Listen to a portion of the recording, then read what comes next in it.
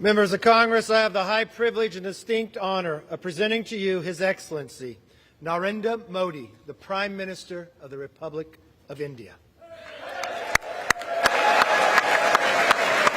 Thank you.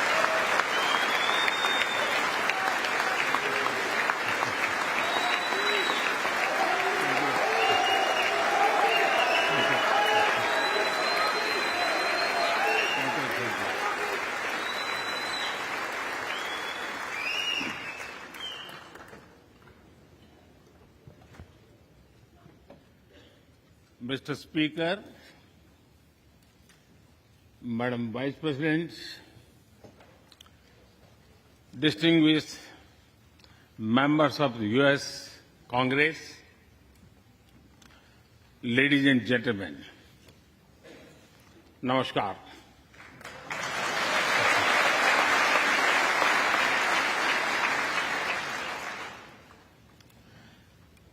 It is always a great honor to address the United States Congress.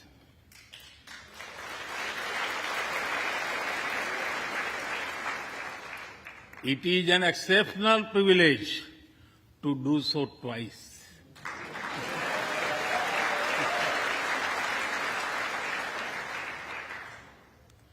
For this honor, I extend my deepest gratitude on behalf of the 1.4 billion people of India.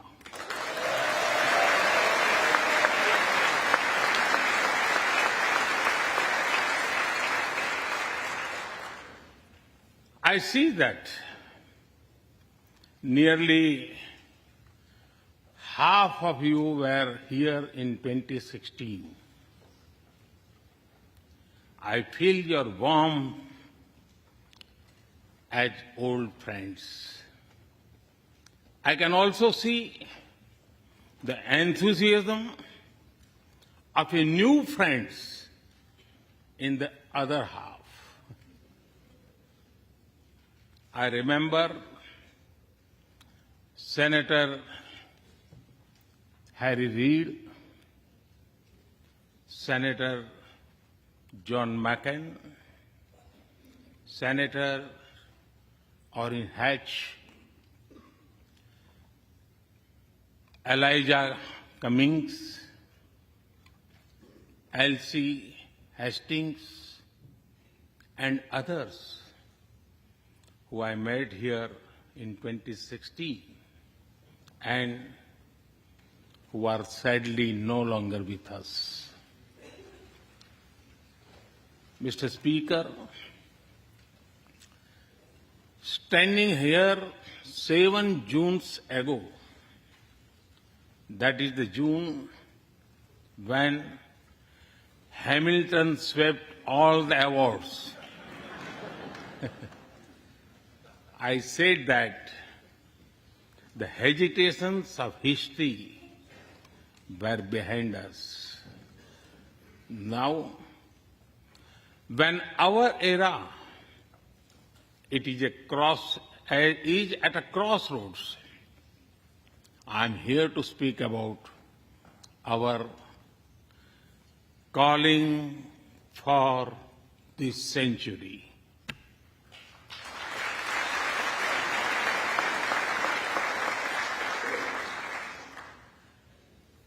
Through the long and widening road that we have traveled, we have met the test of friendship. A lot has changed since I came here 7 summers ago. But a lot has remained the same, like our commitment to deepen the friendship between India and the United States.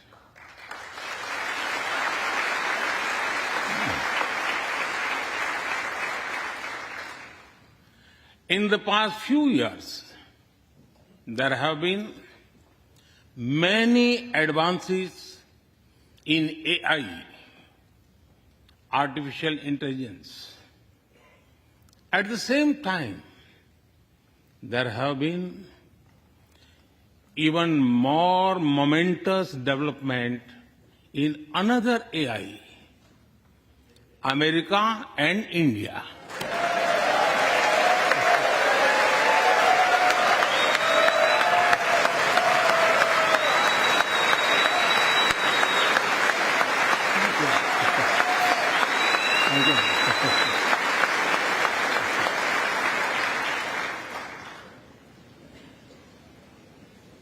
Mr. Speaker and distinguished members, the beauty of democracy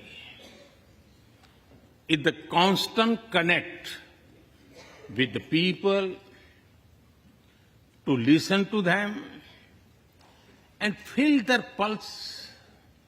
And I know this takes a lot of time, energy, effort, and travel. It is a Thursday afternoon,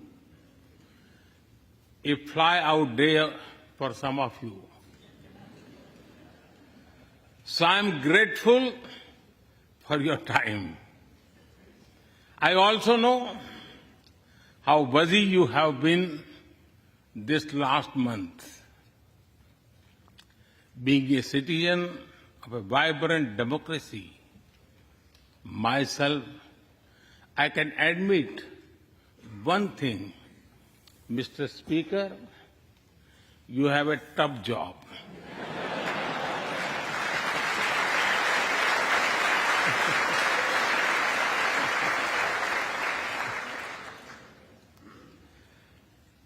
I can relate to the battles of patience, persuasion, and policy. I can understand the debate of ideas and ideology. But I am delighted to see you come together today to celebrate the bond between world's two great democracies, India and the United States. Thank you.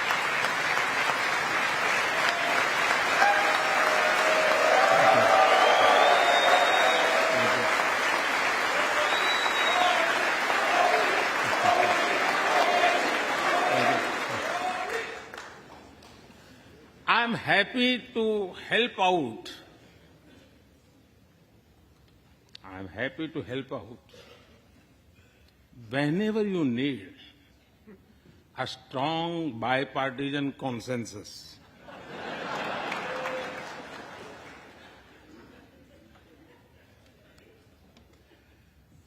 There will be and there must be a contest of ideas at home. But we must also come together as one when we speak for our nation.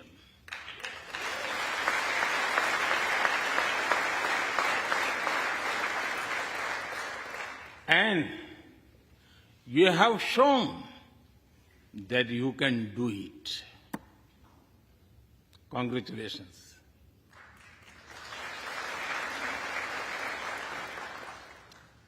Mr. Speaker, the foundation of America was inspired by the vision of a nation of equal people.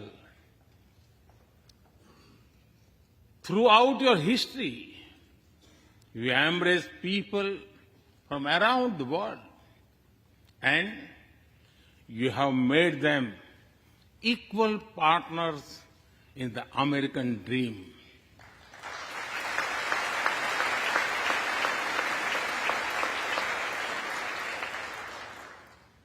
There are millions here who have roots in India. Some of them sit proudly in this chamber.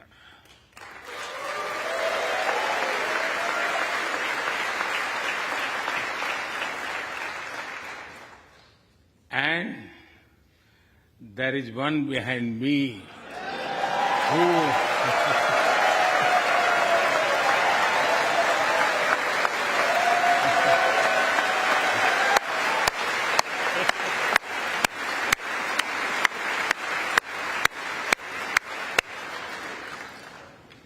had made history. I'm told that the Samosa caucus is now the flavor of the house. I hope it grows and brings the full diversity of Indian cuisine here.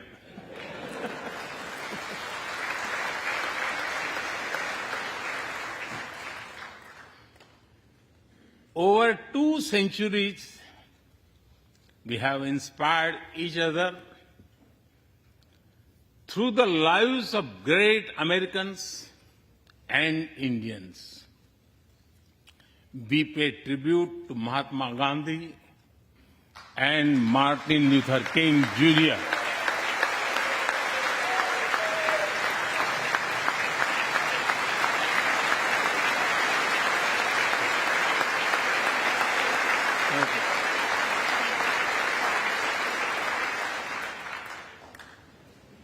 We also remember many others who work for liberty, equality, and justice.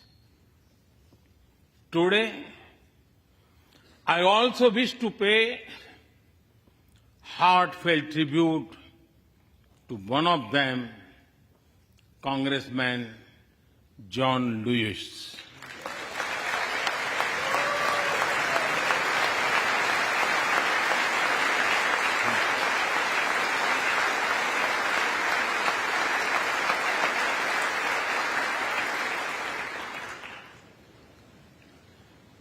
Mr. Speaker, democracy is one of our sacred and shared values. It has evolved over a long time and taken various forms of systems.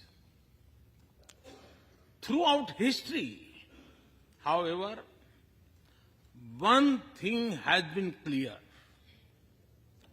Democracy is the spirit that supports equality and dignity.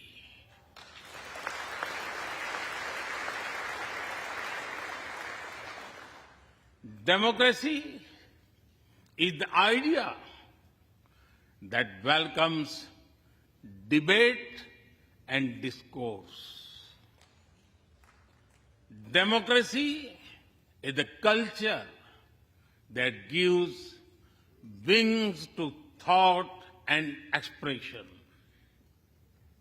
India is blessed to have such values from times immemorial.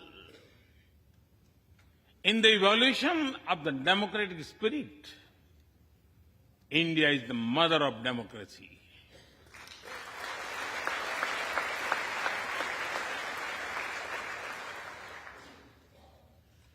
Millennia ago, our oldest scripture said, Ekam Sat Vipra Bahudha Vadanti. It means that truth is one, but the wise express it in a different ways. Now, the US is the oldest and India the largest democracy. Our partnership augurs well for the future of democracy.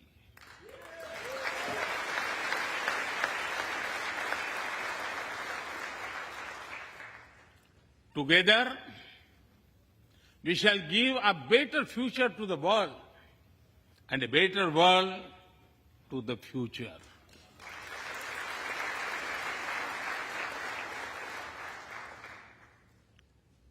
Mr. Speaker, last year, India celebrated 75 years of its independence. Every milestone is important, but this one was a special. We celebrated a remarkable journey of over 75 years of freedom after 1,000 years of foreign rule in one form or another. This was not just a celebration of democracy, but also of diversity. Not just of constitution, but also of its spirit of a social empowerment. Not just of our competitiveness and cooperative federalism, but also of our essential unity and integrity.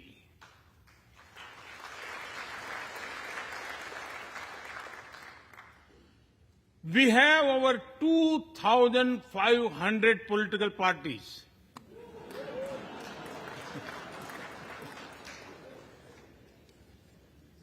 Yes, you heard that right. 2,500.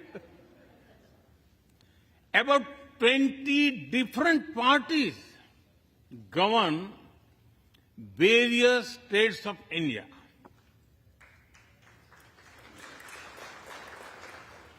We have 22 official languages and thousands of dialects, and yet we speak in one voice.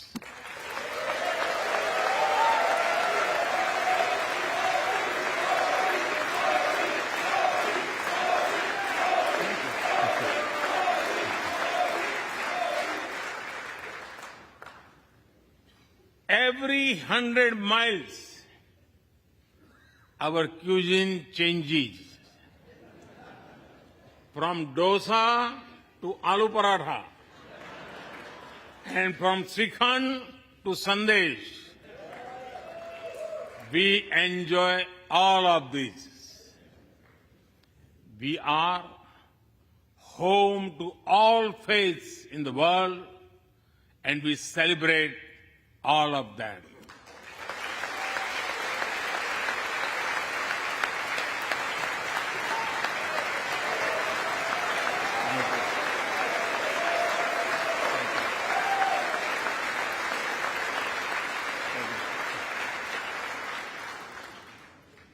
In India,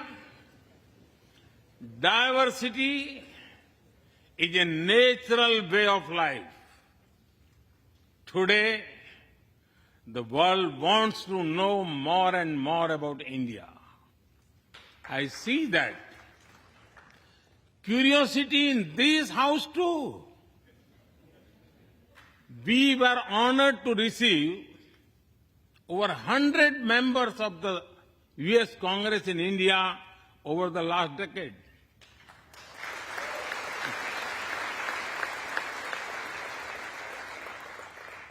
Everyone wants to understand India's development, democracy, and diversity.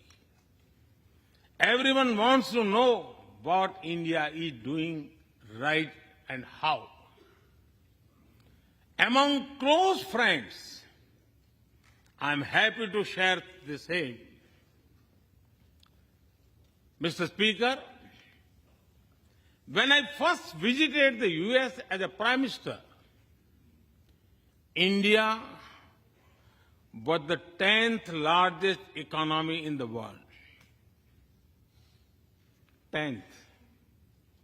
Today, India is the 5th largest economy.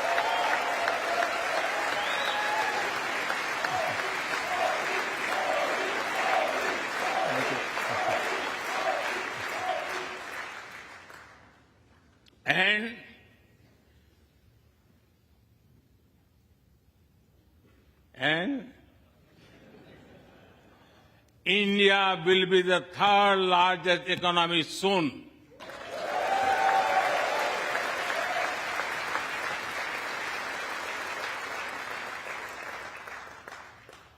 We are not only growing bigger, but we are also growing faster. When India grows, the whole world grows.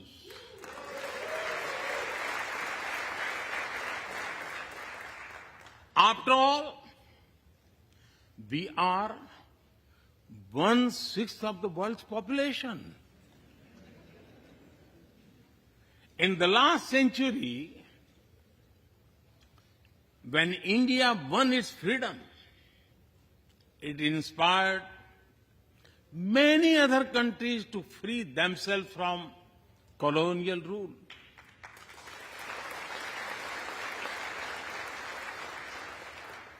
In this century, when India sets benchmark in growth, it will inspire many other countries to do the same.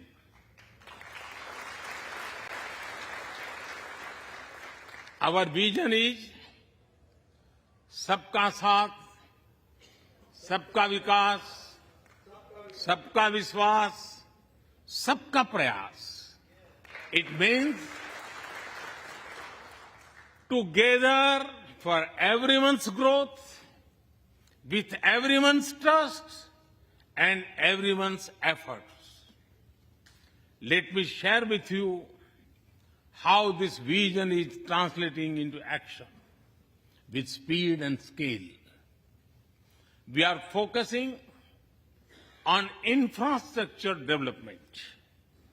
We have given nearly 40 million homes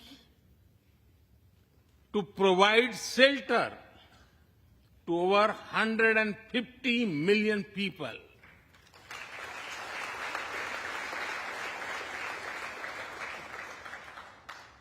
That is nearly 6 times the population of Australia.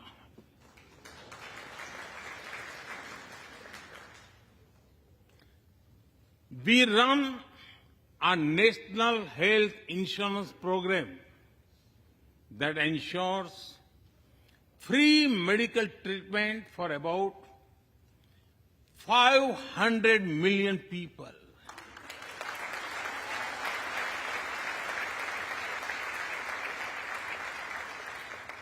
$500 million people, that is greater than the population of South America. We took banking to the unbanked with the world's largest financial inclusion drive. Nearly 500 million people benefited. This is close to the population of North America. We have worked on building digital India. Today, there are more than 850 million smartphones and internet users in the country.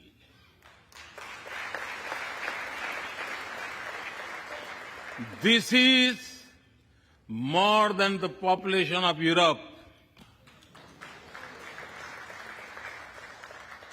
We protected our people with 2.2 billion doses of made in India COVID vaccines.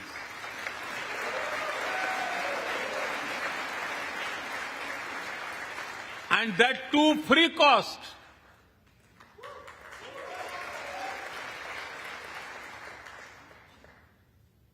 I may be running out of continent soon, so I will stop here. Distinguished members, the Vedas are one of the world's oldest scriptures. They are a great treasure of humanity composed thousands of years ago. Back then, women sages composed many verses in these Vedas.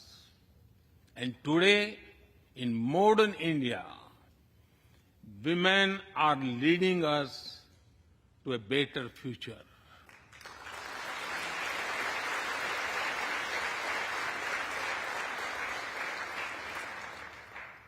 India's vision is not just of development which benefits women.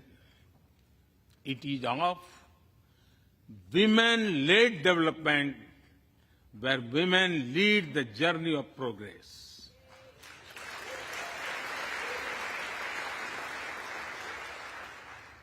A woman has risen from a humble tribal background to be our head of states.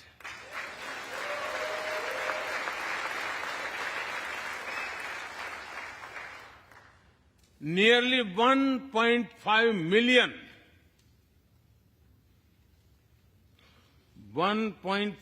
million elected women lead us at various levels. And that is of local governments. Today, women serve our country in the Army, Navy, and Air Force. India also has the highest percentage of women airline pilots in the world.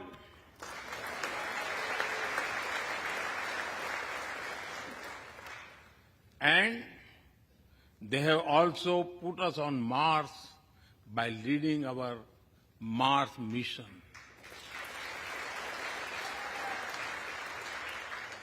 I believe that investigating in a girl child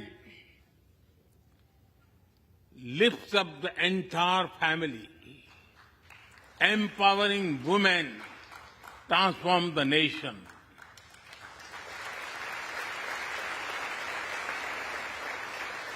Mr. Speaker, India is an ancient nation with a youthful population.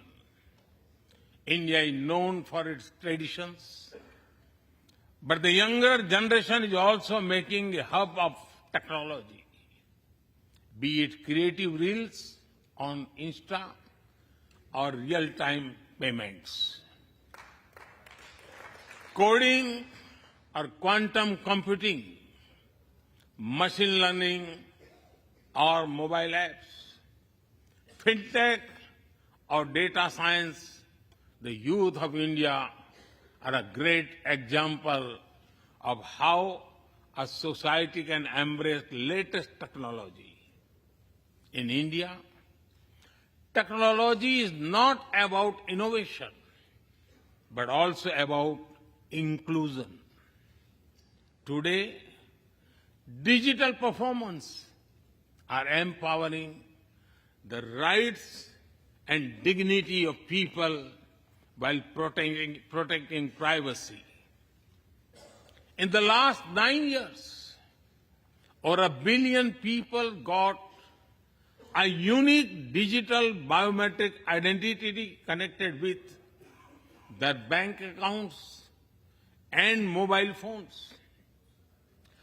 This digital public infrastructure helps us reach citizens within seconds with financial assistance. 850 million people receive direct benefit financial transfers into their accounts. 3 times a year, over 100 million farmers receive assistance in their bank accounts at the click of a button. The value of such transfer has crossed $320 billion.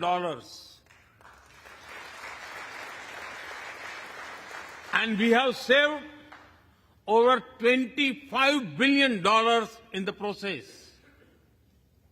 If you visit India, you will see everyone is using phones for payments, including street vendors. Last year, out of every 100 real-time digital payments in the world, 46 happened in India.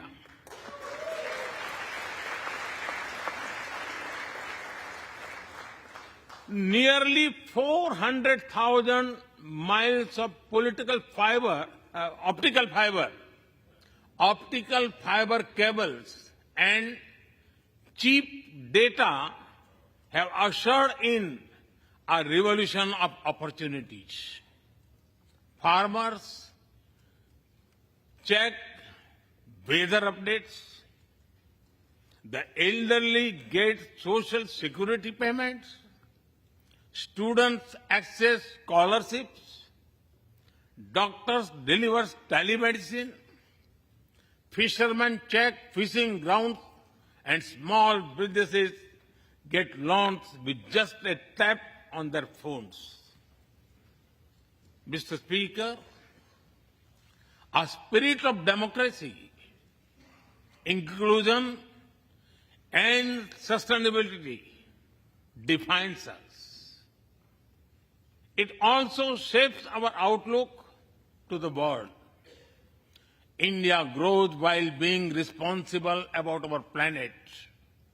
We believe, Mata Bhumihi Putro Aham Prithviya. This means the earth is our mother and we are her children. Indian culture deeply respects the environment and our planet.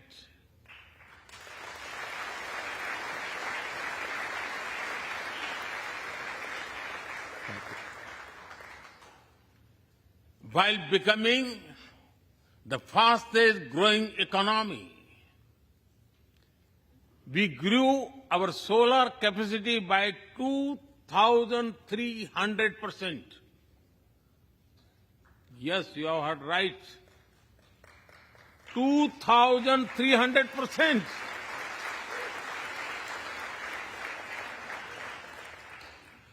We became the only G20 country to meet its Paris commitment.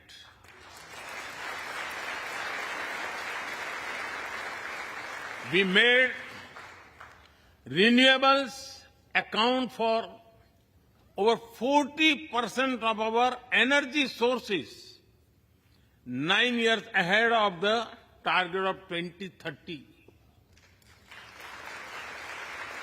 But we did not stop there. At the Glasgow summit, I proposed Mission Life, lifestyle for environment. This is a way to make sustainability a true people's movement. To live it, to be the job of governments alone. By being mindful in making choices, every individual can make a positive impact. Making sustainability a mass movement, we help the world reach the net zero target faster. Our vision is pro-planet progress. Our vision is pro-planet prosperity. Our vision is pro-planet people.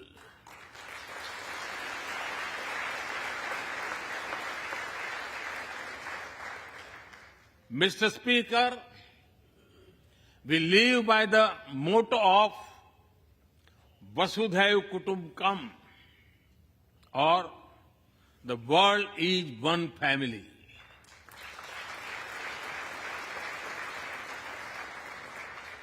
Our engagement with the world is for everyone's benefit. The one sun, one world, one grid seek to join us. All is connecting the world with clean energy.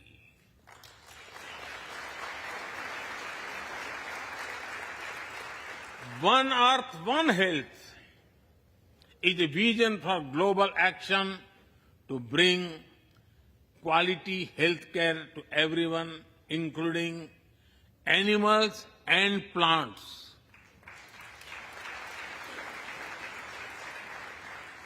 The same spirit is also seen in the theme when we chair the G20, One Earth, One Family, One Future. We advance the spirit of unity through yoga as well. Just yesterday, the whole world came together to celebrate the International Day of Yoga.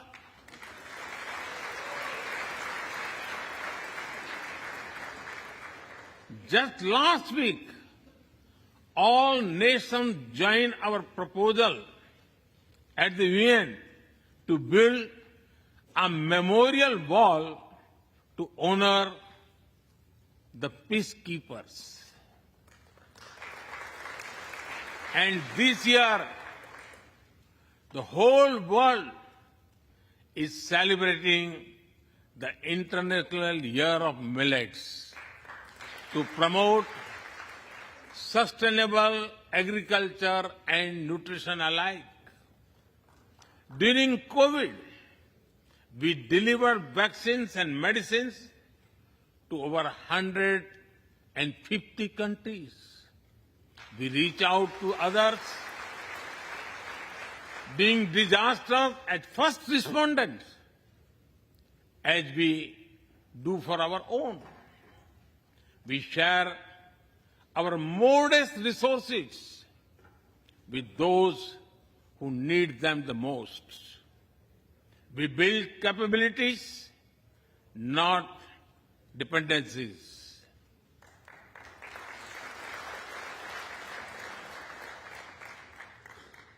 Mr. Speaker, when I speak about India's approach to the world, the United States occupy a special place. I know. Our relations are of great importance to all of you. Every member of this Congress has a deep interest in it. When defense and aerospace in India grow, industries in the state of Washington, Arizona, Georgia, Alabama, South Carolina, and Pennsylvania thrive.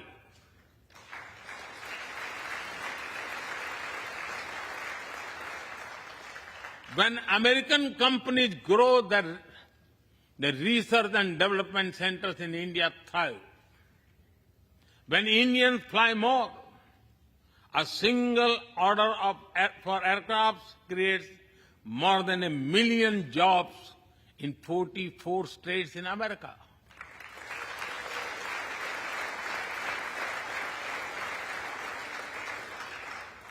When an American phone makers invest in India, it creates an entire ecosystem of jobs and opportunities in both countries. When India and US work together on semiconductors and critical minerals, it helps the world in making supply chains more diverse, resilient, and reliable.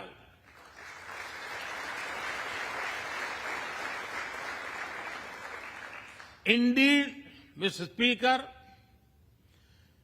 we were strangers in defense cooperation at the turn of the century.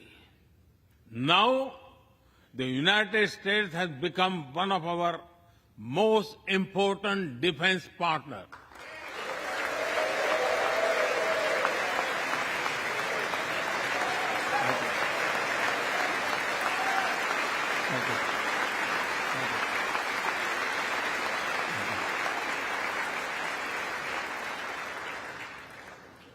Today, India and the US are working together in space and in the seas, in science and in semiconductors, in startups and sustainability, in tech and in trade, in farming and finance, in art and artificial intelligence, in energy and education, in healthcare and humanitarian efforts. I can go on and go on, but to sum up it, I would say the scope of our cooperation is endless. The potential of our synergies is limitless. And the chemistry in our relations is effortless.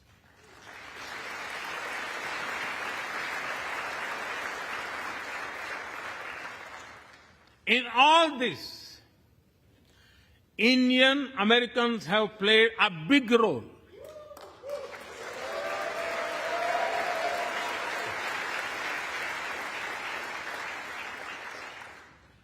They are brilliant in every field, not just in spelling bee.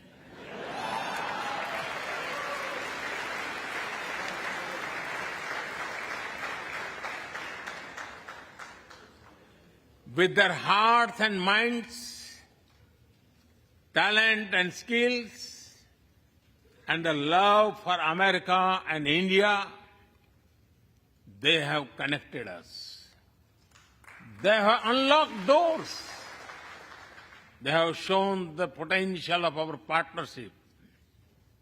Mr. Speaker, distinguished members, every Indian Prime Minister and American President of the past has taken our relationship further.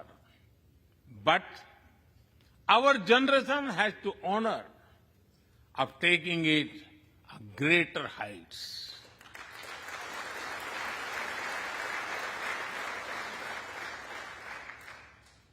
I agree with President Biden that this is a defining partnership of this country, because it serves a larger purpose: democracy, demography, and destiny give us the purpose. One consequence of globalization has been to cover over concentration of supply chains. We will work together to diversify, decentralize, and democratize supply chains.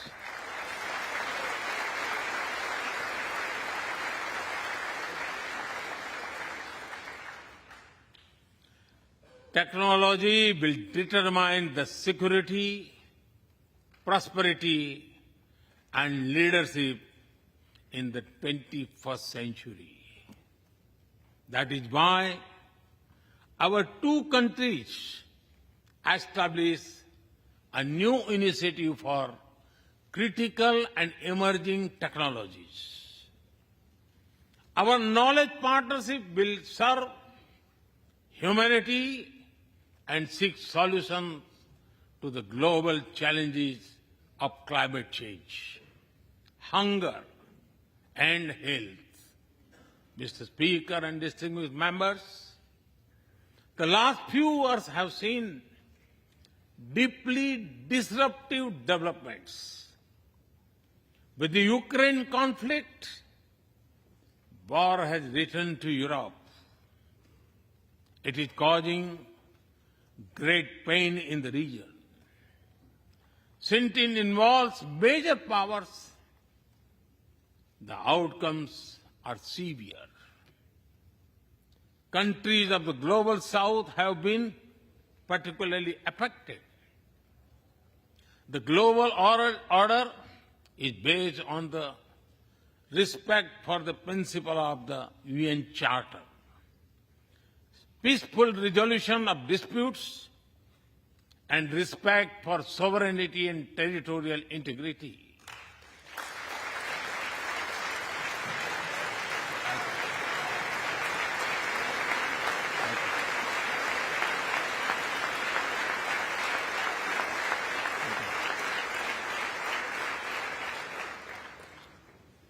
As I have said directly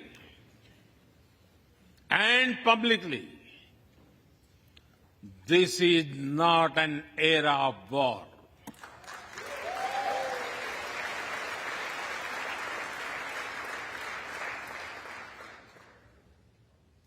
But it is one of dialogue and diplomacy. And we all must do what we can to stop the bloodshed and human suffering.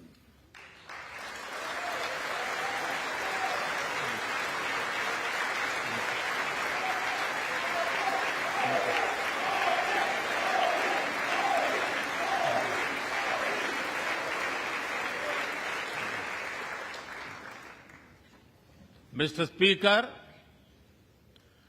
the dark clouds of coercion and confrontation are casting their shadow in the Indo-Pacific. The stability of the region has become one of the central concerns of our partnership. We share a vision of a free, open, and inclusive Indo-Pacific.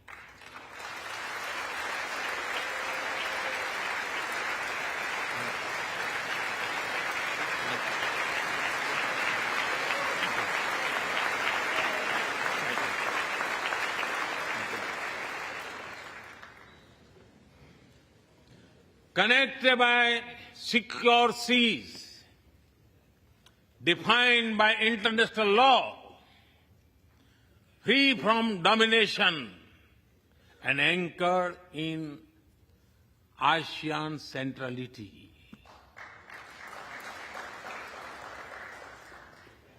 A region where all nations, small and large, are free and fearless in their choices, where progress is not suffocated by an impossible burdens of debt.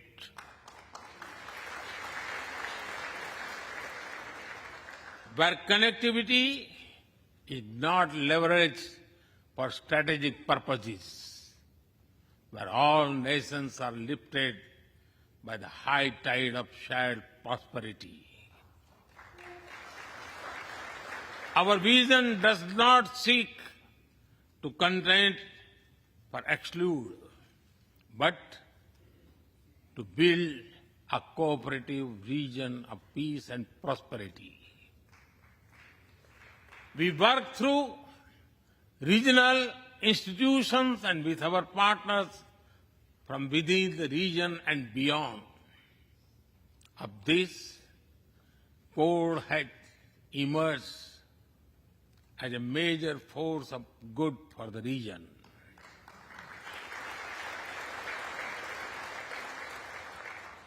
Mr. Speaker, more than 2 decades after 9/11 and more than a decade after 26/11 in Mumbai,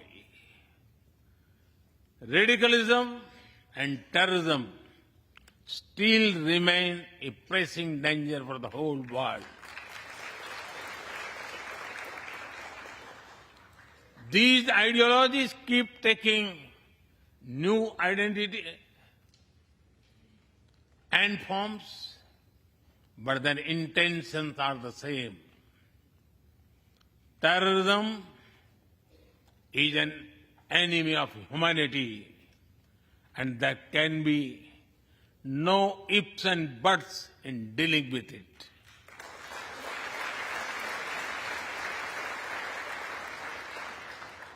We must overcome all such forces sponsoring and exporting terror.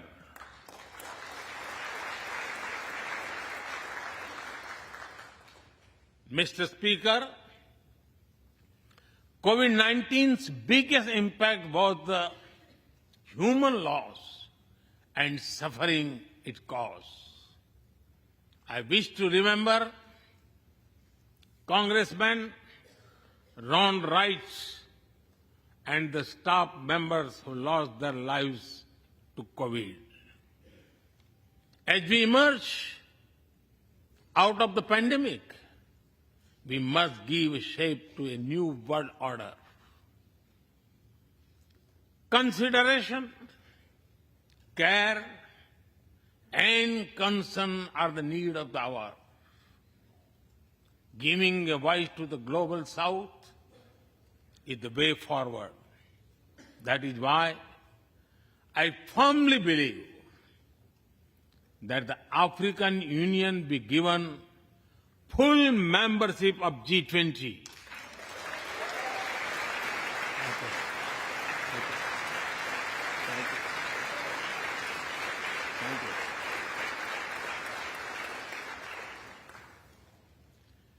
We must revive multilateralism and reform multilateral institutions.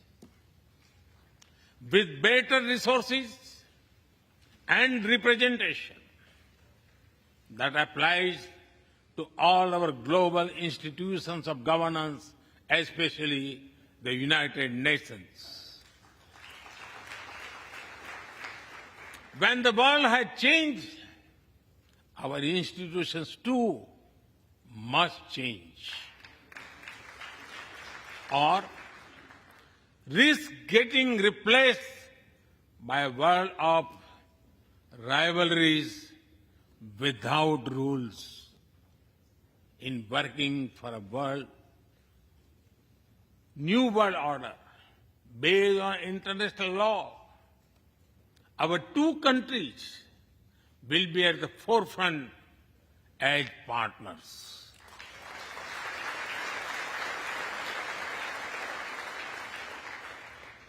Mr. Speaker and distinguished members, today we stand at a new dawn in our relationship that will not only shape the destiny of our two nations, but also that of the world. As the young American poet Amanda Gorman has expressed, when day comes, we step out of the shade. Aflame and unafraid, the new dawn blooms as we free it. For there is always light if only we are brave enough to see it.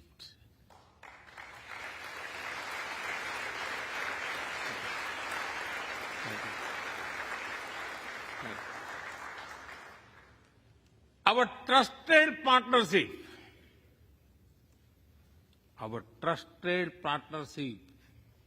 is like the sun in this new dawn that will spread light all around.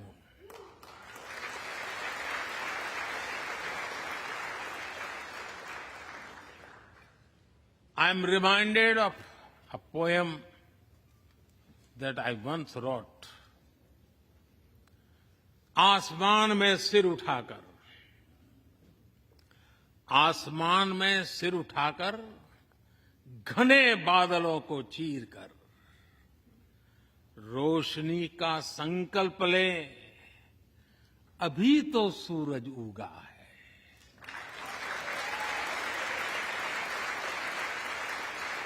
अभी तो सूरज उगा है।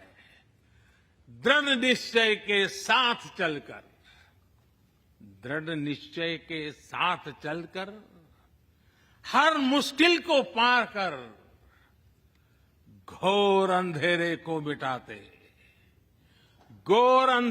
मिटाने अभी तो सूरज उगा है।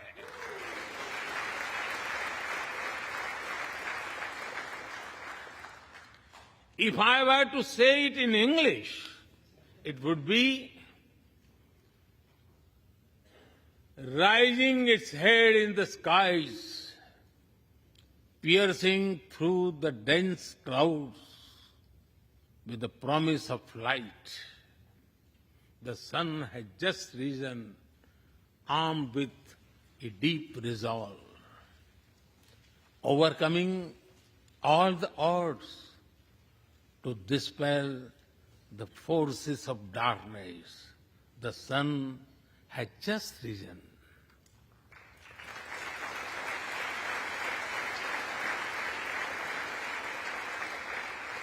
Mr. Speaker and distinguished members, we come from different circumstances and history, but we are united by a common vision and by a common destiny. When our partnership progresses, economic resilience increases, innovation grows, science flourishes, knowledge advances, humanity benefits, our seas and skies are safer, democracy will shine brighter, and the world will be a better place. That is the mission of our partnership. That is our calling for this century. Mr. Speaker and distinguished members, even by the high standards of our partnership, this visit is one of the great positive transformation. Together, we shall demonstrate that democracies matter and democracies deliver.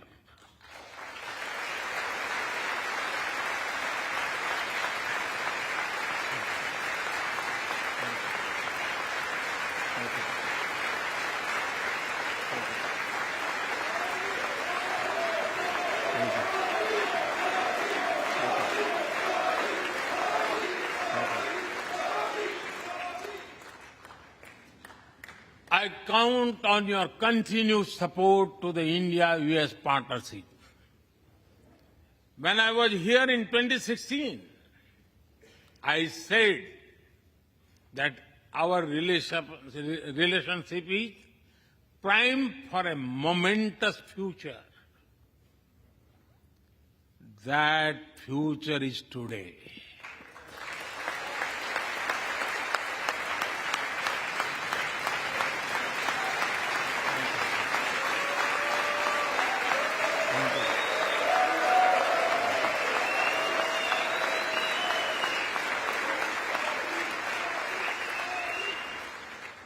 Thank you once again, Mr. Speaker, Madam Vice President, and the distinguished members of this honor.